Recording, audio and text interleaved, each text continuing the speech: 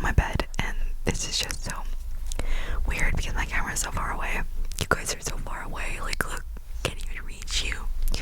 So we'll see how this goes. But I'm trying new, I don't know, new spots. New spots, guys. So I have my MacBook here with me, and usually I pre-look some stories before I start, but I am not, because why not? Let's go for the experience and let's actually just surprise ourselves. This one caught my eye because the title is "Am I the Asshole for Buying Her Love?" Question mark. I was recently informed that I have a 13-year-old daughter. My ex only told me because she needs me for my money. My daughter is the sweetest kid I've ever met, and we have a lot in common. She cares about her studies a lot, so when she told me she is struggling because they don't have a computer, that she needs some for some homework, I bought her a laptop, which she keep at my house. Then we found out about our shared interest in books, and I started buying books for her and creating a small library in my house. Then I felt like she is either studying or reading all the time, and decided it would be nice if she could also explore other hobbies like other kids her age, so I started teaching her how to play the piano, and I also bought a PS5 for her that we play with. Now my daughter prefers to stay with me because my house is more fun. Now my ex is mad and believes I'm spoiling her and using my money to buy her love. I mean, isn't that what I'm here? My money. So why is she mad at me? She still thinks I'm an asshole and wants me to tone it down. I don't actually think he's an asshole because he's providing her love and paying attention to like what she cares about. And actually, I feel like as a parent, shouldn't you be able to provide those things so that they can actually grow into their interests and see why they like it, and potentially maybe this is something they could use for in their career in the future, and finding what they're actually passionate of. I really think that he's not buying her love, but rather providing for her and actively bonding with her, which I think as a parent, not just a mother, but also a father, you should do. I don't know. And he's taking an interest. Not knowing you had a kid for 13 years takes a toll on you, I feel like. I mean, I don't know, because I've never had a kid, and but I would assume that because you would think that, oh, I didn't have a kid, and now boom, you have a kid, and they're 13 years old, but then the fact that all those years were taken away from you kind of sets you back. And also, wow, you could have, even if you had not such a good relationship with the mother, I feel like as a mother, why would you keep that from the father's life, unless they're very abusive and they're not a good person? Then that is totally valid. But if they're a genuine human person, if they're a genuine human being, then I feel like you shouldn't keep that from them. But I don't know, we don't know everyone's life story, so let's see what people are saying. One person is saying, I think he's taking an interest in putting an effort. He's being thoughtful with what he's doing. He's not doing the bare minimum.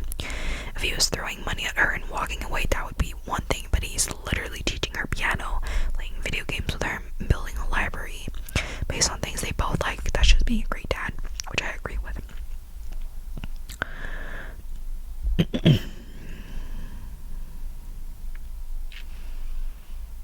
Someone said, you are materializing every fatherless child's dream, that someday they'll get to meet their father, and their father cares about them and wants to be with them and does things with them and loves them. Dude, absolutely not the asshole, someone said. I don't think he's an asshole. What?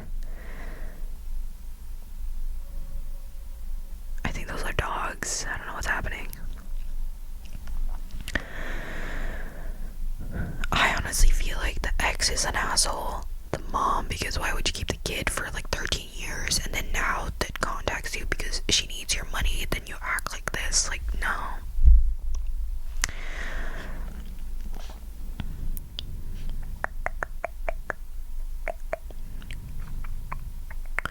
Someone said, if I were in your shoes, I'd get a DNA paternity test.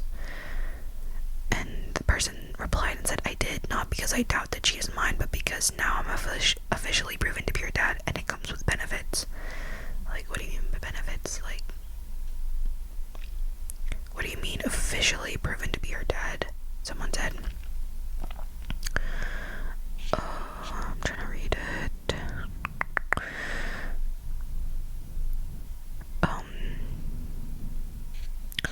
I don't know.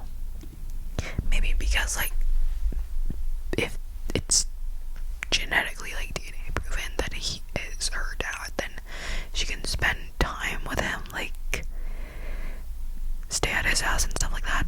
Is that what he means? I'm not sure.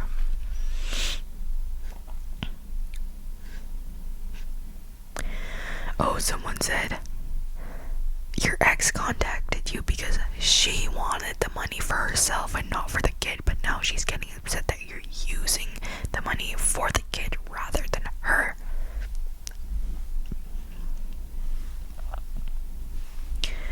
I mean, I want to know. Well, someone said, are you buying her other things too? Unnecessary luxury items like Lululemon sportswear, Coach purses, or Sephora makeup? If yes, then maybe you are overdoing it. And then they replied, well, Lululemon is too much, but I do believe in brand and good quality clothes over cheap ones. Also, if I were to buy her makeup, which I won't anytime soon, I believe an expensive item that irritates her skin less would be preferable to a cheaper one, though I can't say I know much about makeup.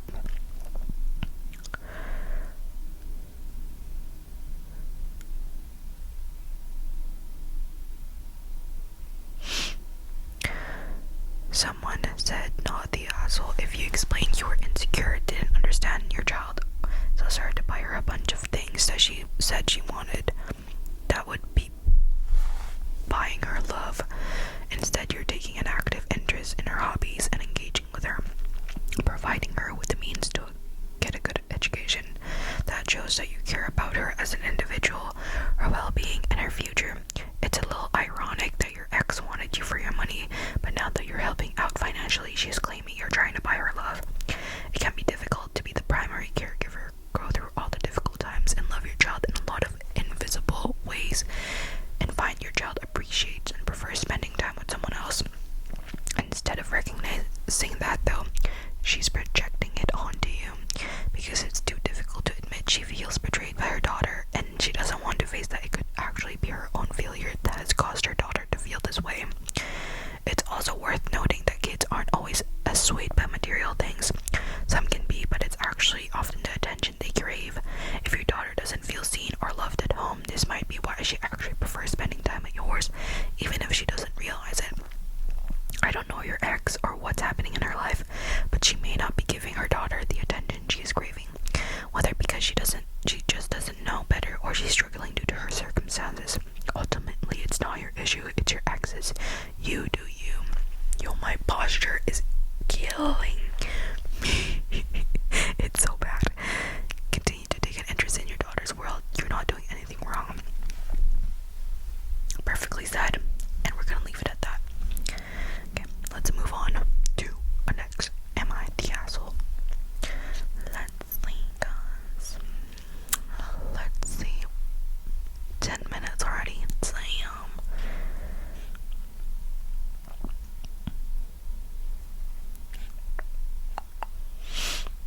Oh. What the fuck? Okay, this was from 10 months ago. I don't know why this is like up in like the popular section. So, cringe update. Am I the asshole for breaking up with my boyfriend because he forgot about me at the airport? Just to be clear, the cringe is me. Hilariously dumb, but cringe all the time. All the same, I've hesitated to post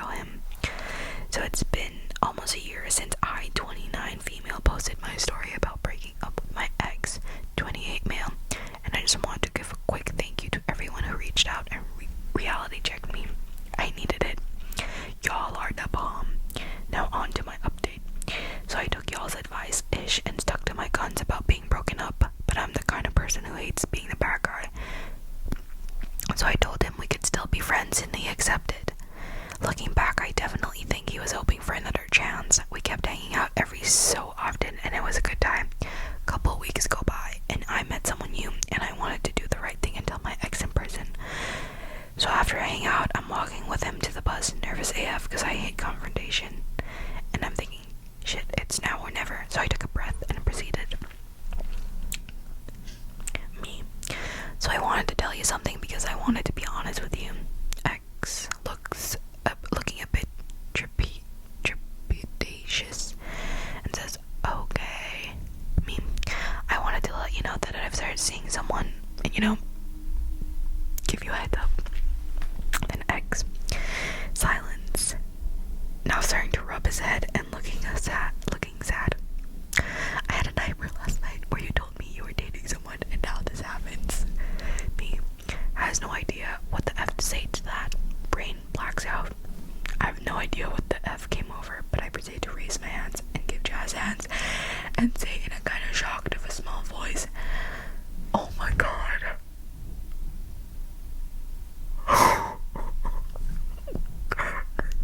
You have power. Wait, I can't even do Jazz hands because my other hand is holding it. But with the Jazz hands, they said you have powers.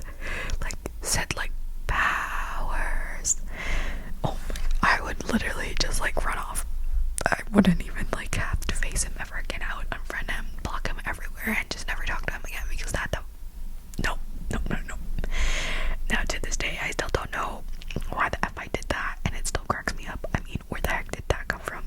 My friend think it's hilarious, and my mom just gave me a high five while laughing. My ex just turned around and walked into darkness, and I haven't seen or heard from him since. I guess I unlocked a secret hack in the game of life. I hope y'all enjoyed this story as much as I did. Oh my god. That's so funny.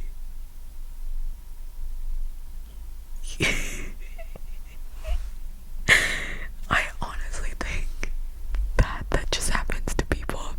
I don't know. Yeah, there is some asshole tendencies into that, but genuinely, in certain scenarios, that just happens. So I don't blame you. I don't blame why you acted that way. Because in awkward situations, sometimes your brain just takes over and does unexpected things, and then when you look back into it, it's cringy AF. But do I blame you? No.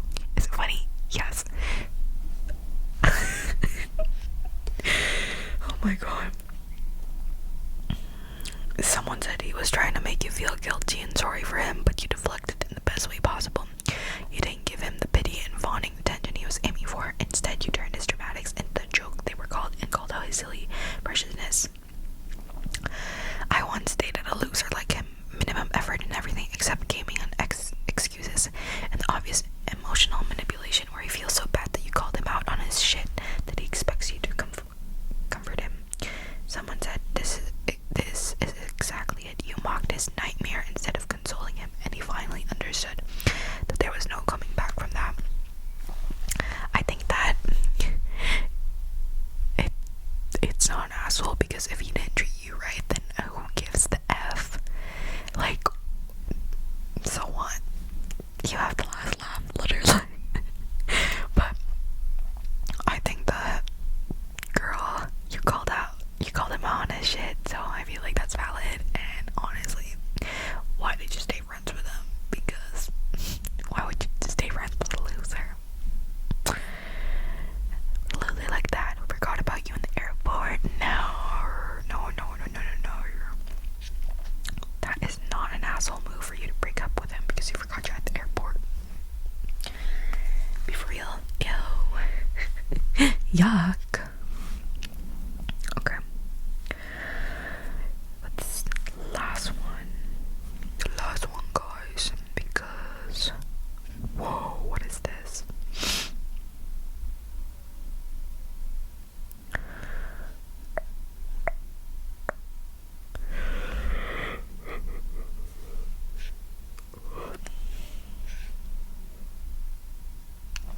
Oh my god, guys, this is so out of topic, but I emailed my TA for an extension for one of the papers that's due this Friday, but I know that I need it because I'm gonna be so busy with other school stuff and work, and I don't know what's happening with Microsoft, Outlook, mail and stuff. I sent it 7 times, guys. 7 times. So I hope that she doesn't get annoyed. But I don't know why it's sent 7 times. So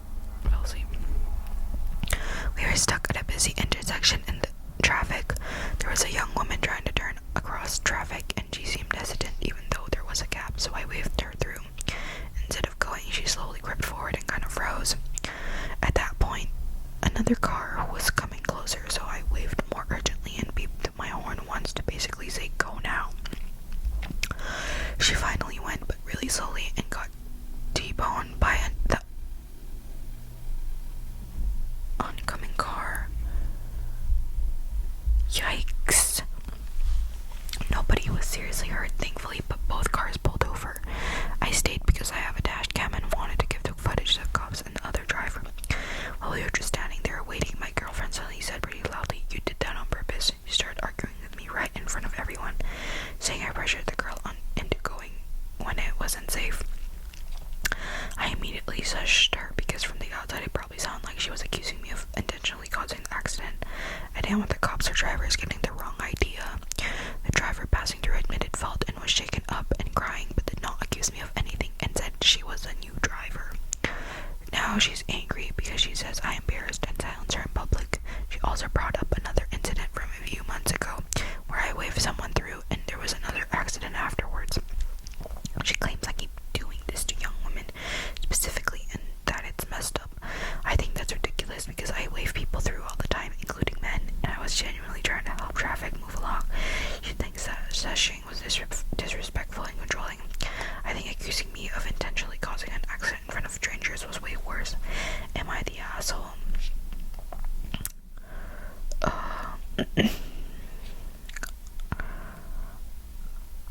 A lot of people are saying he is the asshole because I don't know. Someone said you are the asshole for being a bad driver. Don't be polite, be predictable. If this happened once, oops, but this has happened twice now. You seem to be doing this frequently. Stop it. You're not being kind, you're causing accidents. Your girlfriend shouldn't have said that then, but she's not wrong. Judging her is a lower level of assholery than causing accidents, but still. I think if this is the second accident, then he should stop helping people because, damn. Someone said, you pressured an unconfident driver to go through an intersection under unsafe conditions. That accident is absolutely partly your fault. And your girlfriend was right to say it. There's nothing wrong with someone waiting until they are sure it is safe to move their car. No one is going to die because a new driver waited what feels to be too long to go. You should stop trying to direct traffic because you're obviously very bad at it.